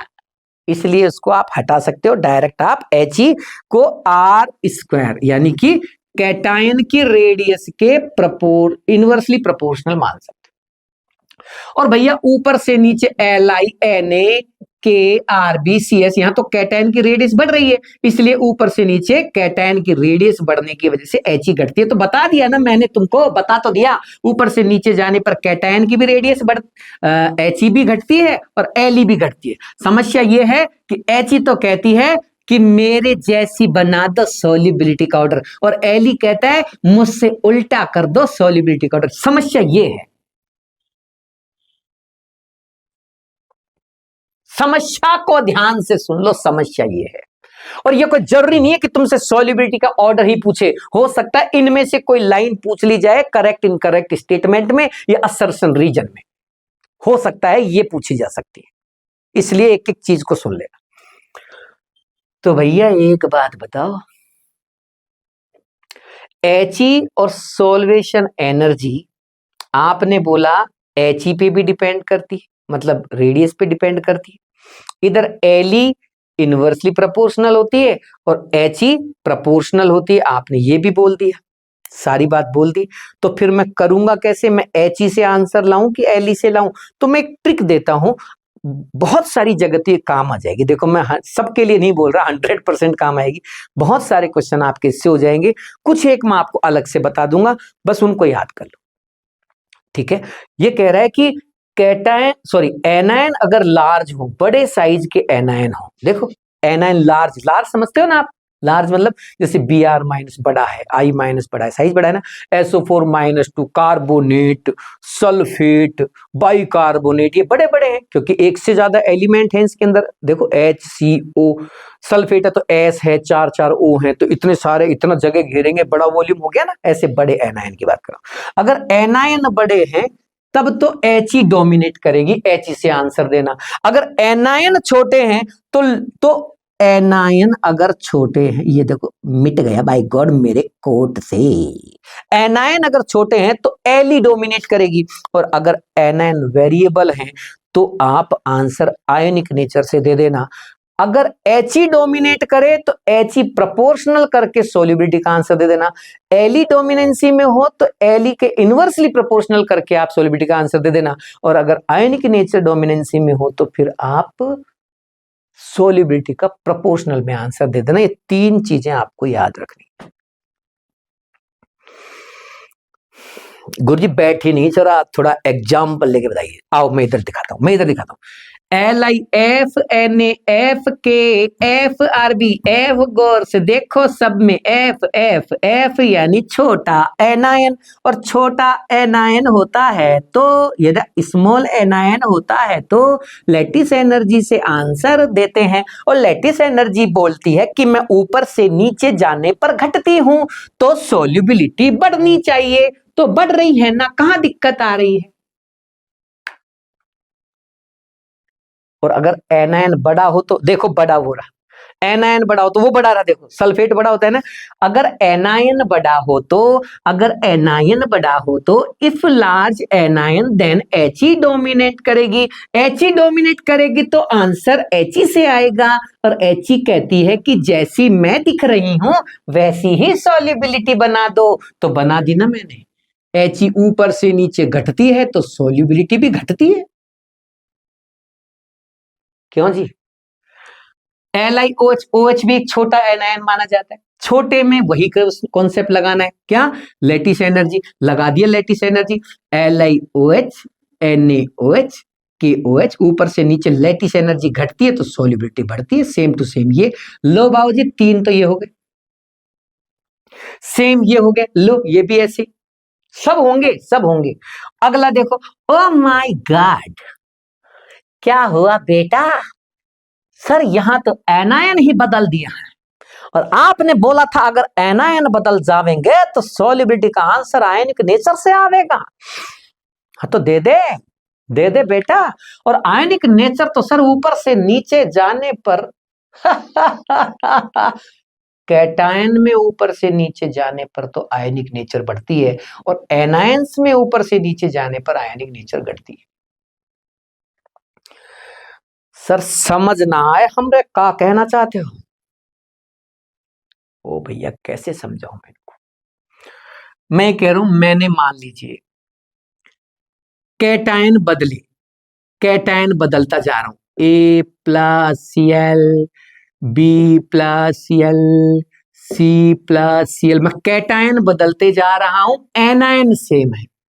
अगर कैटायन बदलते जा रहे हैं तो ऊपर से नीचे जाने पर आयोनिक नेचर बढ़ेगी, और अगर कैटायन सेम है, कैटायन तो सेम है, एनायन बदल रहा हूं, एक बार X लगा दिया, एक बार Y लगा दिया, एक बार Z लगा दिया। अगर कैटायन सेम है और एनायन बदल रहे हो तो फिर एनायन बदलने पर आपको आयोनिक नेचर ऊपर से नीचे घटते हुए बतानी है।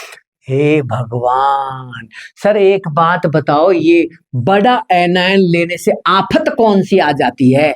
एनायन बड़ा होने से एक आफत आ जाती है, और वो ये आ जाती है कि ये कैटायन इस बड़े एनायन का जो इलेक्ट्रॉन क्लाउड जो गोले में फैला हुआ था उसको अपनी ओर खींच लेता है, उसको डिस्ट्रैक्ट करता है, और वो क्लाउड जो है वो इसकी तरफ खींचा चला आता है। वो पूरा क्लाउड ऐसे यहाँ इकट्ठा हो जाता है, वैसे इकट्ठा हो जाता है जैसे कोवेलेंट बॉन्ड में होता है, और इस कंपाउंड में कोवेलेंटिक नेचर आ जाती है। ये फाजान रूल में भी बताया जाता है। तो फाजान रूल बोलता है कि छोटा कैटायन और बड़ा एनायन लोगे तो कोवेलेंटिक नेचर बढ़ जाए, और बड़ा कैटायन और छोटा एनायन लोगे तो आयनिक नेचर बढ़ जाए। बड़ा कैटायन छोटे एनायन को पोलराइज नहीं कर पाता, लेकिन छोटा cation due to more attraction of nucleus high level पे पोलराइज कर लेता है। पोलराइज का मतलब इसके इलेक्ट्रॉन क्लाउड को बीच में इकट्ठा कर देता है लाके, और बीच में इलेक्ट्रॉन क्लाउड बन जाता है तो बीच में बॉन्डिंग सी हो जाती है, एक तरीके का कोवेलेंट बॉन्ड सा बन जाता है, और नेचर कोवेलेंटिक होने लगती है। पोलराइजेशन, पोलराइजिबिलिटी, फजान रूल देख लेना एक बार, ठीक है? शॉर्ट है, ज्यादा कुछ नहीं है उसमें, सिंपल सा याद रखना बस। अच्छा, तो सर यहां पे तो एनायन बदल रहे हैं, शाबाश। तो एनायन में ऊपर से नीचे जाने पर कोवेलेंटिक नेचर बढ़ती है, और कोवेलेंटिक नेचर बढ़ेगी तो सोल्यूबिलिटी घटेगी, क्योंकि सोल्यूबिलिटी तो आयोनिक नेचर के प्रोपोर्शनल है। आप चाहो तो ऐसे आंसर दे दो, और आप चाहो तो ऐसे आंसर दे दो कि ऊपर से नीचे He घट रही है, He से भी आंसर दे सकते हो। He घट रही है तो इसकी सोल्यूबिलिटी घट रही है, आप He से भी आंसर दो, इसका कोई मना नहीं। मेन फैक्टर तो He है और Li है ना। इधर आइए, beryllium carbonate, bye God, CO3 तो बड़ा साइज का होता है सर, अभी तो बताया था आपने, तो लगा ना कॉन्सेप्ट? से मना कब किया मैंने? लगा कॉन्सेप्ट, लगा बेटा, लगा कॉन्सेप्ट, लगा। कार्बोनेट बड़ा बड़ा बड़ा बड़ा, ओके, और बड़े साइज में मुझे आंसर He से देना है, और He ऊपर से नीचे जाने पर घटती है, इसलिए सॉल्युबिलिटी भी घटेगी, क्योंकि He और सॉल्युबिलिटी प्रोपोर्शनल होती है। लो बेटा ये भी सही हो गया। अरे सारे ही सही हैं, गलत तो एक भी नहीं है, तभी तो समझाने के लिए लिखे हैं मैंने तो, एग्जाम्पल के तौर पे। अब ये क्वेश्चन बन सकता है, इनमें से कोई 4 चीजें ऑप्शन में आ सकती है, कोई भी 4, ये आ जाए, ये आ जाए, कोई भी 4 ऑप्शन में उठ के आ सकती है। समझ में आ रहा है? मैंने तो ऑप्शन बना दिए इतने सारे कि भाई ध्यान रहे, ऑप्शन के माध्यम से एक क्वेश्चन भी हो जाएगा, और हमारे सामने कई एग्जाम्पल भी आ जाएंगे जो इंपॉर्टेंट है। अब आगे की कहानी सुन लो आप, इन चारों को आपको अलग से याद रखना है।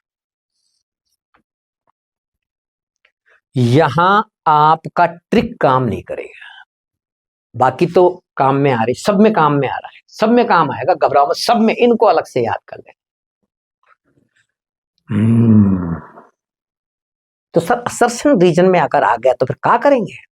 देखो अभी आपको क्या बोला था मैंने, मैं आपको एक का एग्जांपल समझाता हूं, चारों को याद ही करना आप है ना, मैं एक को समझाता हूं। सल्फेट बड़ा साइज है ना, हाँ सर, बड़े साइज में एच ही डोमिनेट करती है, हाँ सर, तो एच ई के हिसाब से आंसर देना पड़ेगा, बिल्कुल। और एच ई ऊपर से नीचे घटती है, जी सर, तो एच ई की प्रोपोर्शनल सोलिबिलिटी होती है, यस सर, तो सोलिबिलिटी भी घटेगी, यस सर, तो सोलिबिलिटी घट कहां रही है, तो बढ़ रही है। तुम्हारे कॉन्सेप्ट की लग गई, 12 बज गई कॉन्सेप्ट की, ले ये तुम जो ट्रिक बताई थी ना उसकी सबकी 12 बज गई, तो याद कर लेना ना। लेकिन सर असर्शन रीजन में आ गया तो आंसर तो वैसे ही देना है, असर्शन रीजन में सीधी सी बात है, या तो एच ई या एल ई। अगर किसी की, अब देखो, सॉल्युबिलिटी ऊपर से नीचे जाने पर बढ़ रही है, तो मतलब आंसर एल ई से आ गया। तो आप बोल देना ड्यू टू एल ई, क्योंकि लेटिस एनर्जी ऊपर से नीचे घटती है इनकी। घबराना ही नहीं है आपको, समझ में आ रहा है? जनरली तो यही मिलना चाहिए असर्शन रीजन में कोई लाइन और मिल जाए तो फिर उस हिसाब से सोचना। लाइन बदल सकते हैं भैया, वो ये नहीं कह रहा मैं, चांस बनते हैं कि इस टाइप का क्वेश्चन बन सकता है। अब वो असर्शन रीजन में तो नहीं पूछेंगे इसको, ज्यादातर ये ऐसे ही पूछा जाएगा, विच of the following order is correct for stability solubility, which is the most soluble salt, कौन सबसे ज्यादा सोल्यूबल सॉल्ट है, या किसकी solubility is very less, least soluble वाला कौन सा है, ऐसे पूछा जाएगा आपसे। That's clear. ये सारी चीजें याद करना बेटा, आज की क्लास बहुत इंपॉर्टेंट है। वैसे तो सारी क्लास इंपॉर्टेंट है भैया, क्योंकि जितना भी मैंने बताया सब इंपॉर्टेंट बताया, तो एक एक को याद करना, अच्छे से करना, एक्स्ट्रा जो चाहे वो करना, लेकिन इन्हें प्रेफरेंस देना पहले। अब देखो एक दो सवाल और समझ लो, एक दो सवाल और समझ लो, फटाफट से जल्दी हो जाएगा, चिंता मत करो, हो गया बस। विच of the following statement is correct. अब ये कह रहा है कि पहली स्टेटमेंट में इलेक्ट्रिकल कंडक्टिविटी ऑर्डर ये दे रखा है मोल्टन स्टेट में, और इलेक्ट्रिकल कंडक्टिविटी ऑर्डर ये दे रहा है एक्वस स्टेट में। ये कह रहा है कि क्या ये दोनों ऑर्डर करेक्ट हैं या इनकरेक्ट हैं, उस हिसाब से आपको इनमें से आंसर सेलेक्ट करना है। अगर केवल पहली वाली लाइन करेक्ट है तो ओनली ए को टिक करना, दूसरी करेक्ट है तो बी को, दोनों करेक्ट है तो बोथ को, और कोई भी करेक्ट नहीं है तो फिर चौथी को टिक करना। ये आपसे सवाल पूछा गया है। देखो बच्चों, मोल्टन स्टेट का मतलब है कि एलआई जो होता है लिथियम और सोडियम और पोटेशियम और रुबिडियम, अगर इनका साइज देखें तो सब जानते हैं कि आरबी का साइज सबसे ज्यादा है, यानी कि नीचे जाने के साथ साथ साइज बढ़ता जाता है। अब एक बात बताओ, एक तो पतला दुबला आदमी है और एक भारी भरकम मोटा आदमी, कौन जल्दी चलेगा बताओ? धीरे धीरे कौन चलेगा, जल्दी कौन चलेगा? मोटा धीरे चलेगा। मोटा आदमी कैसे चल सकता है, इतना भारी, उसकी तो चलने की रेट ही कम हो जाएगी, उसकी स्पीड ही कम रहेगी, यानी कि उसकी मोबिलिटी कम होगी। तो कंडक्टिविटी कहां से आएगी? कंडक्टिविटी तो तब तेज होगी, ज्यादा होगी, जब आयन तेजी से चलेंगे, तेजी से रन करेंगे, और तेजी से आयन वो भागेंगे जो छोटे होंगे साइज में। तो भैया जैसे जैसे साइज बढ़ती जाएगी, जैसे जैसे साइज बढ़ती जाएगी, कंडक्टिविटी घटती जाएगी, साफ बात है। इसलिए LiCl की कंडक्टिविटी ज्यादा है, और सबसे कम सीजियम क्लोराइड की पहली लाइन तो करेक्ट है। लेकिन एक समस्या आती है, अगर यही कंपाउंड एक्वस होते, पानी मिला होता, एक्वस जानते हो, एक्वस मतलब पानी मिला हुआ है, मान लो इसमें पानी मिला हुआ है, अब समस्या हो गई। पानी मिला होने का मतलब समझते हैं आप? इस छोटे आयन के चारों तरफ बहुत सारे पानी के मॉलिक्यूल्स कलेक्ट हैं, बहुत सारे। याद है अभी मैंने आपको डाइलेक्ट्रिक कांस्टेंट हाइड्रेशन एनर्जी वाला कॉन्सेप्ट बताया था, तो क्या बोला था मैंने? जितना छोटा आयन होगा उसके सराउंडिंग उतने ही ज्यादा पानी के वाटर के मॉलिक्यूल्स इकट्ठे होंगे, और वाटर के मॉलिक्यूल्स इसको खींचेंगे, अट्रैक्शन करेंगे, खींचेंगे, और इसका साइज भाई साहब बड़ा हो जाएगा, मोटा हो जाएगा ये। यानी कि ध्यान रखना, अगर एक्वस कंडीशन हो तो एक्वस कंडीशन में आपको क्या याद रखना है? जितना छोटा दिख रहा है ना वो उतना ही मोटा हो जाता है, और जितना मोटा दिख रहा है ना बेटा, वो उतना ही छोटा रह जाता है। होता नहीं है, हो नहीं जाता, रह जाता है। ये तो अपने रियल साइज में रह जाएगा लगभग, और ये मोटे मोटे मोटे मोटे होते चले जाएंगे। मोल्टन स्टेट में तो कोई हाइड्रेशन वगैरह डाइलेक्ट्रिक पावर लगी नहीं, तो जो छोटा था वो छोटा रहा, जो मोटा था वो मोटा रहा, जो जितना बड़ा रहा उसकी इलेक्ट्रिकल कंडक्टिविटी उतनी कम हो गई। ये इलेक्ट्रिकल कंडक्टिविटी का ऑर्डर हो गया, ये इलेक्ट्रिकल कंडक्टिविटी का। और एक्वस अगर होगा तो एक्वस में जो छोटा दिख रहा है वो तो साइज में बड़ा होगा ड्यू टू H2O पार्टिकल्स जो उसको खींच खींच के बड़ा कर देंगे, और जो बड़ा दिख रहा था दिखने में साइज में, वो छोटा रह जाएगा, छोटा हो नहीं जाएगा, रह जाएगा। इसके रेस्पेक्ट में ये बड़े हो जाएंगे। और कंडक्टिविटी का ऑर्डर आएगा सबसे कम इसकी, सबसे ज्यादा इसकी, यानी कि पहला भी सही है और दूसरा भी सही है, मेरा आंसर बहुत आएगा। पहला क्वेश्चन खत्म। दूसरा सवाल, आपको थर्मल स्टेबिलिटी का ऑर्डर पूछ सकता है। थर्मल स्टेबिलिटी के ऑर्डर में आपको सीधा सा कॉन्सेप्ट लगाना है। देखो वैसे थर्मल स्टेबिलिटी जो है ये कॉन्सेप्ट, थर्मल स्टेबिलिटी पोलराइजेशन के इनवर्सली प्रोपोर्शनल, प्लेन, ये देखो पोलराइजिंग पावर ऑफ कैटायन के इनवर्सली प्रोपोर्शनल, और फाई के इनवर्सली प्रोपोर्शनल। फाई क्या होता है? आयोनिक पोटेंशियल, में पहले ही बता चुका हूं। फाई का मतलब होता है कोवेलेंटिक नेचर के प्रोपोर्शनल और आयोनिक नेचर के इनवर्सली प्रोपोर्शनल। अगर किसी का फाई ज्यादा है, आयोनिक पोटेंशियल किसी का ज्यादा है, मैं बता चुका हूं पहले, देख लेना पीरियोडिक टेबल वाले के अंदर। आयोनिक पोटेंशियल अगर किसी का ज्यादा है तो समझ जाओ उसकी कोवेलेंटिक नेचर ज्यादा होगी, साफ बात है, आयनिक नेचर कम हो जाएगी, साफ बात है भाई साहब। और जितना बड़ा एनायन लोगे, कैटायन जितना छोटा और एनायन जितना बड़ा लोगे, उतना ही ज्यादा पोलराइजेशन होगा। जितना ज्यादा पोलराइजेशन होगा उतना ही ज्यादा फाई हो जाएगा, यानी उसमें कोवेलेंटिक नेचर उतनी ही ज्यादा आ जाएगी। तो आयनिक नेचर तो तब ज्यादा होती है जब कैटायन बड़ा होता है और एनायन छोटा होता है। जब कैटायन छोटा और एनायन बड़ा हो जाता है तो फजान रूल लग जाता है, और फजान रूल कहता है कि पोलराइजेशन की वजह से उसके अंदर कोवेलेंटिक टेंडेंसी आ जाती है। ये मैं बता चुका हूं अभी थोड़ी देर पहले, ठीक है। अब मैं बात कर रहा हूं आगे। भैया एक बात बताओ, अगर सॉल्ट के अंदर बड़े एनायन दिख जाएं, आपको बताया था ना मैंने बड़े साइज के एनायन, तो अब तो आंसर टीएस का यानी थर्मल स्टेबिलिटी का आयनिक नेचर से देना। आयनिक नेचर बता रखी है मैंने, कितनी बार रिपीट करूं? कैटायंस वेरिएबल हो तब तो ऊपर से नीचे जाने पर आयनिक नेचर बढ़ती है, एनायंस वेरिएबल हो तो ऊपर से नीचे जाने पर कोवेलेंटिक नेचर बढ़ती है। याद रखना, आप समझ में आ रहा है? कैटायंस अलग अलग हो तो आयनिक नेचर बढ़ेगी, एनायंस अलग अलग हो तो कोवेलेंटिक नेचर बढ़ेगी, पोलराइजेशन बढ़ जाएगा। तो भैया अगर बड़े एनायन हो तो टीएस का आंसर आयनिक नेचर से देना, छोटे एनायन हो तो टीएस का आंसर लैटिस एनर्जी से देना, क्योंकि वहां लैटिस एनर्जी डोमिनेंसी में रहेगी। अब एक और समस्या आती, कई बार बीपी का ऑर्डर पूछ लेते हैं, एमपी का पूछ लेते हैं, और बच्चे को एक ही कॉन्सेप्ट लगाना, आयनिक टेंडेंसी, और लगा दिया लैटिस एनर्जी, कुछ भी लगा रहे कहीं भी, और कह रहे गुरुजी मेरा कभी तो सवाल सही हो जाता है कभी गलत हो जाता है, तू कर ही सही नहीं रहा, तेरे को पता ही नहीं है कब क्या कॉन्सेप्ट लगाना है। अरे तुझे पता होना चाहिए कि आयनिक नेचर से बीपी का आंसर देना है और लैटिस एनर्जी से एमपी का आंसर देना है, और आप कर देते हो उल्टा, कहीं भी एमपी का आंसर देने के लिए आयनिक नेचर देख लेते हो, बीपी का आंसर देखने के लिए एली का नेचर देख लेते हो, कहां से आंसर आएगा? फालतू की बात करते हैं।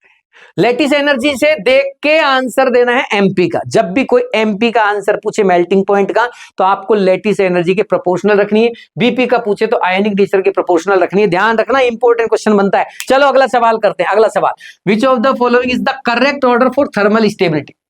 चेक करना, देखिए कौन सा आयन है, यहाँ साइज में बड़े हैं ना।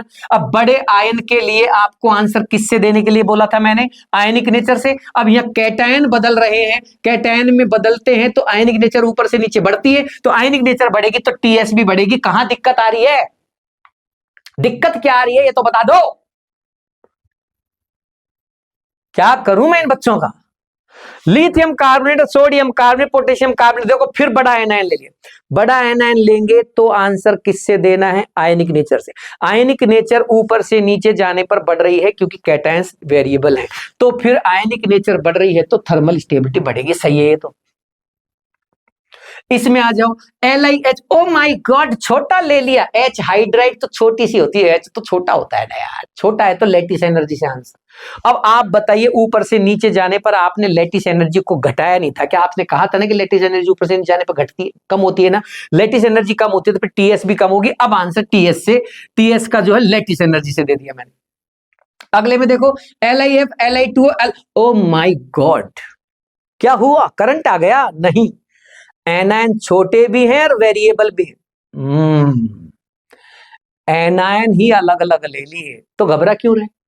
तुझे लेटिस एनर्जी के दो कॉन्सेप्ट बताए थे, एक कॉन्सेप्ट तुझे याद रह गया, दूसरा तू भूल गया। दूसरा याद आ रहा है, lattice energy proportional to Z plus into Z minus. आपको चेक करना है कैटायन पे, देखो +1 -1, ये देखो -2, ये देखो -3, तो आयनिक चार्ज बढ़ता जा रहा है तो प्रोडक्ट बढ़ेगा, लेटिस एनर्जी बढ़ेगी, और लेटिस एनर्जी बढ़ेगी मेरा बच्चा तो थर्मल स्टेबिलिटी भी बढ़ेगी।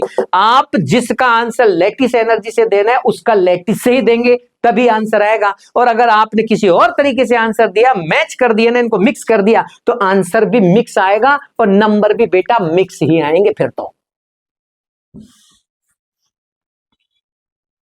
समझते नहीं किसी बात को। विच of the following is the correct order for the deepness of colourisation? भैया ऊपर से नीचे जाने पर कोवेलेंटिक टेंडेंसी बढ़ने के साथ साथ कलर की डीपनेस बढ़ती है, कोवेलेंटिक नेचर बढ़ने के साथ। अब आयनिक कंपाउंड में तो कोवेलेंटिक नेचर देखेंगे नहीं अपन, वो तो वैसे ही आयनिक सॉलिड। तो कोवेलेंटिक नेचर आपको कहां मिलेगी? राइट साइड में, पीरियोडिक टेबल के राइट साइड के एनायंस में। एनायन देखो FCl Bri। अब जैसे जैसे नीचे जा रहे हो आप देखो पोलराइजेशन बढ़ता जा रहा है, क्योंकि एनायन का साइज बढ़ रहा है तो कोवेलेंटिक टेंडेंसी बढ़ रही है। कोवेलेंटिक टेंडेंसी बढ़ती है तो कलराइजेशन प्रॉपर्टी बढ़ती है। इसका मतलब ये सही है। ये हल्के कलर का मतलब कलरलेस, ये थोड़ा व्हाइट व्हाइट सा होगा, ये देखो ये थोड़ा पेल येलो कलर का, और ये अच्छा खासा पीला पीला दिखेगा आपको, कलर बढ़ता जा रहा है। ऐसे यहां भी FCl Bri, नीचे कलर की डीपनेस बढ़ेगी। इट मींस दोनों की दोनों लाइन सही है, कोई गलत लाइन नहीं है इनमें से। बात समझ में आ गई? इसी के साथ आज की सभा समाप्त करते हैं, अगली सभा में फिर मिलेंगे, तब तक के लिए नमस्कार।